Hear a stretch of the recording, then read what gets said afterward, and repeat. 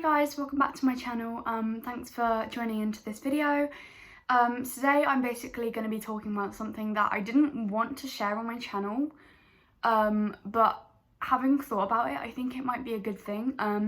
I've mentioned it briefly in another video, but I thought maybe I could do kind of a weekly video on it and like an update kind of thing, because I know that a lot of people would probably be going through this, and also I can obviously document my experience and how everything's gone. So yeah, if you've watched my mental health journey video, you will know that I suffer with OCD and I do suffer with anxiety as well, and it's really, I'd like to firstly talk about the misconceptions of OCD, because I feel like that's a really important video, and I really just want to kind of get the awareness out there about it. And yeah, basically, so OCD is, I mean, I'll get the official term up and put it on the screen.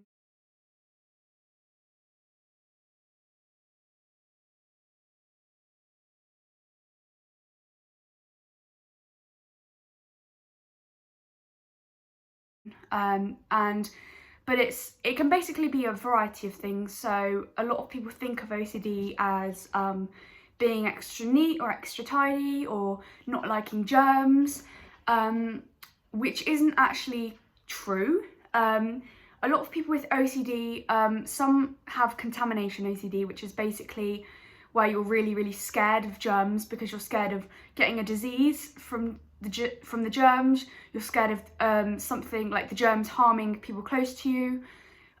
People tend to think that it's a good thing, but having OCD, and I specifically don't deal with contamination OCD, so I haven't got a lot to speak on it, but obviously I will put in some articles here from credible sources which can help you guys to understand it more. But yeah, the misconception is with contamination OCD is that people just like to be clean and tidy. I just like to firstly explain it a little bit more. So with OCD, it's kind of more like you see everything you do as like, it can be a life or death situation, or it can be serious consequences. So with OCD, it carries a lot of responsibility onto you. So yeah, like I mentioned with the contamination, people may think that they have to clean something maybe 5-10 times a day in case it gets infected with bacteria or germs, which will then lead on to their family or them getting some type of disease or being ill or something like that. And the way that OCD works, well, the way that it works for me is that it's very black or white thinking. So it's not like, oh, you know what, if I don't do this certain thing, it'll be fine, you know, it's not likely that something bad's gonna happen, which might be a normal thing for people to think. Whereas with OCD, the thinking is, if I don't do this thing, this bad thing will happen and I will be responsible for it. I'll never be able to forgive myself. It will be all my fault.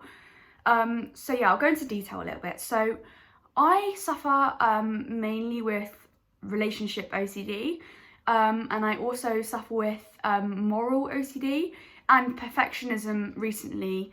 But I'm trying to get away from using the exact like terms, because I'm just thinking when I put a term on it, then my OCD is like, oh, you've also got this problem, you've also got this problem, if that makes sense. So relationship OCD is when you're constantly like, well, for me, constantly evaluating my relationship, constantly thinking, I had this time where I was constantly worried that I cheated on my boyfriend, even though I knew I hadn't. I'd look back on photos on my phone to check I hadn't. I would have to ask people to make sure I hadn't done anything. I couldn't drink alcohol. I don't like alcohol anyway, so that's not a big problem, but whenever I drank alcohol, the next day I'd be very worried that I'd cheated or done something bad. I'd also have to confess things to my boyfriend, just because inside I felt like I had to make confessions. So the OCD would be like, if you don't confess this, then you're hiding something from him and you won't have a real relationship, basically. And I'd just like to note that it's not your partner's fault the things that you're thinking, your OCD is thinking, it's not your partner's fault. It's not your fault either. But it's mainly like internal. It's not like your partner being like, oh my God, you didn't tell me that, how dare you. It's nothing. Like like for me, it was just the fact that I was so worried about being a morally good person that I didn't want to do anything that may like not make me moral, if you know what I mean. I hope that kind of makes sense. I know that was kind of a bit confusing. It's just a lot to like fit in, and I don't really know how to explain it, so I'm just trying to explain it from my experience and kind of how I feel. So the next thing for me was, I'm not quite sure what this one's called, to be fair. I know that each theme of OCD, like perfectionism, contamination, religious OCD has a certain name as well. But this certain type of OCD is also very common within the OCD like people, which is having to like do things either a certain amount of times or do them perfectly, or going back to check them to make sure that nothing's wrong, to ensure that nothing bad happens. So for example, I would have to make sure the tap in the bathroom was off. Even though I'd switched it off, I'd have to like push it down, and it could take me quite a long time to be in the bathroom because I'd have to make sure about the tap that it was off. I'd have to then go back and check it because I was worried that the tap might be on, which would be wasting water. It might flood my house. We would have to pay money to fix the house, and then it would be my fault, and then my boyfriend might not want to be with me. That was my logical thinking for checking the tap several times after I'd already turned it off. And although I can kind of laugh about it and I see it as almost a funny thing, I suppose that's a way of handling it. It was really, really distressing to live with. It's really, really tiring and time consuming. Also, I would be checking plug sockets to make sure that they were off. I have to go around the house maybe once or twice before I left somewhere to make sure the plug sockets were off, or that like sometimes it was that nothing was stuck in the plug sockets because I was worried that that might cause a fire. I also didn't want the plug sockets to be on because I know it wastes electricity. So like I said, have to go around and check, and this is super, super stressful, and I wouldn't wish it on anyone. I really wouldn't. Through therapy, like I've explained in the last video, I've been able to kind of, I know how to live with the OCD now. I know how to kind of live alongside it.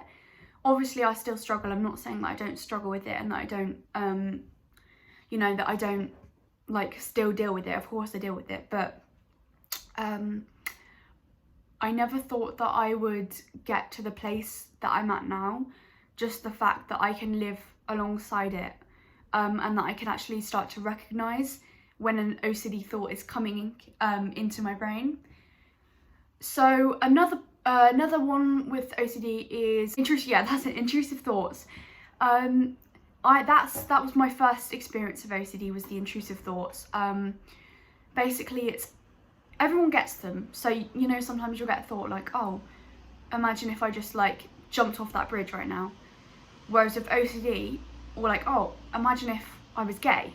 Like you never like, it's just like you'll just think about it, like, oh yeah, imagine, and then it will like usually just pass. Whereas with OCD, we analyze it, we stay on it, we have to try and figure out why we think it, we have to figure out whether we're a bad person because we've thought it, it's really, really stressful, like I said again. So I convinced myself I was gay, which obviously isn't a problem, but because I have a partner, I was like, oh my gosh, what if I'm not attracted to my partner? What if I'm attracted to females?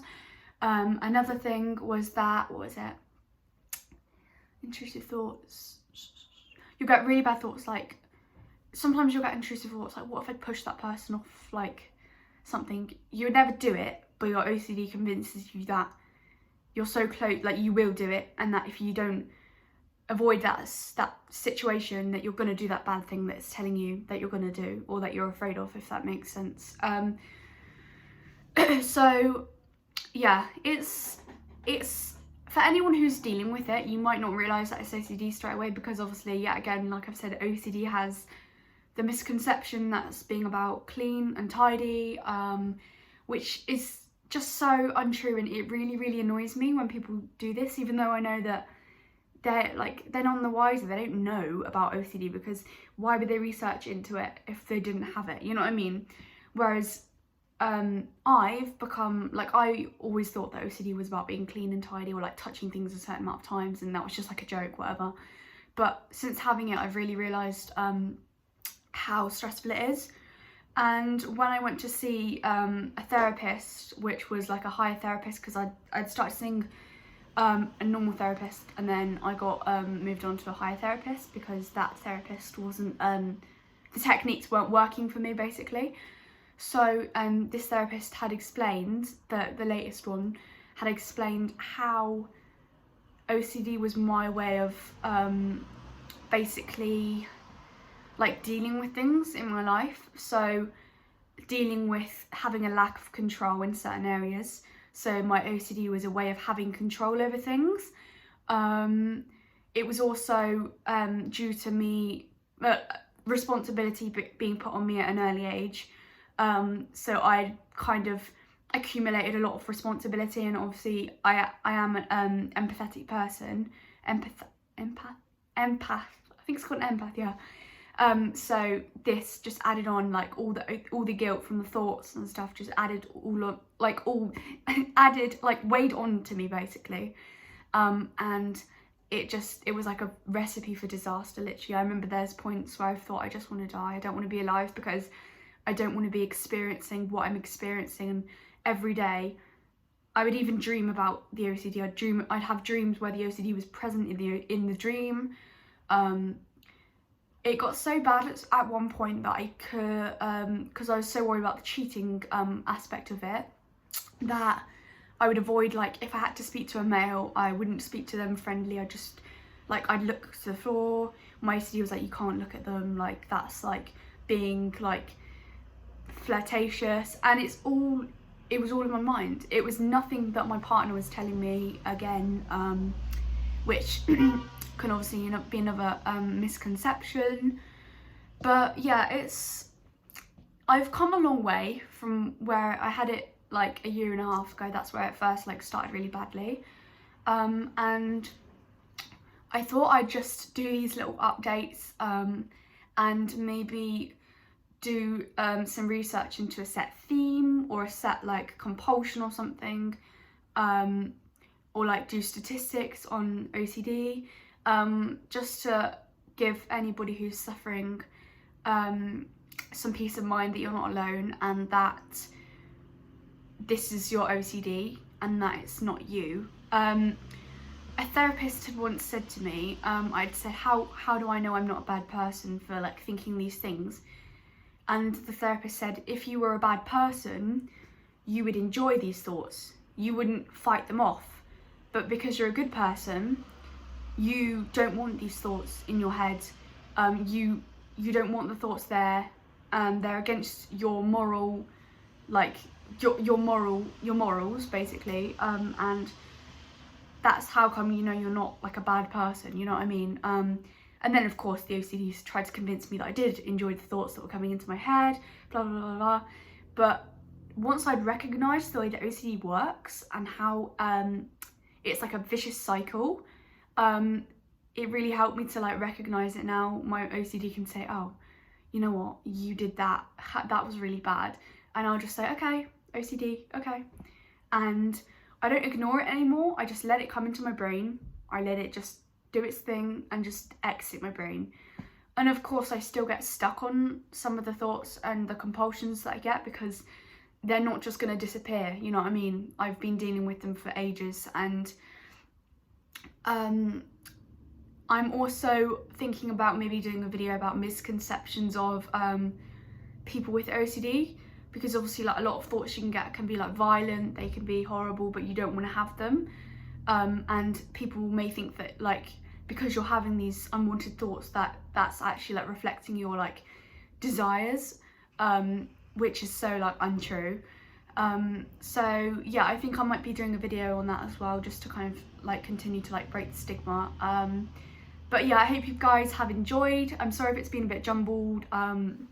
I'll definitely plan next week's video or the next video a lot more, and do like more research and stuff. But this was just kind of like a baseline OCD, get to know OCD thing, I suppose.